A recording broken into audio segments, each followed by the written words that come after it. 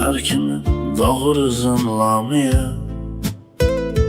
gülüşün nur saçır her üreye. Seni gören unudar bütün derdi, adın yazılıp benim talime lamiye. Gülüşün bize güzellik bəxşedir, kalbimize sevinç, ümid getirir. Sen gülende dünya renge boyanır, her anın sevgiyle yadda kalır. Bakışların ulduz kimi parlayır, semadaki ay da sana heyrandır.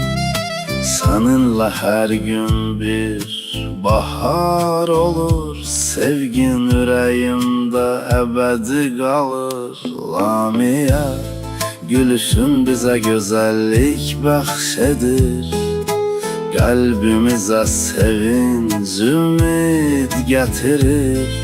Sen gülende dünya renge boyanır, her anın sevgiyle yadda kalır.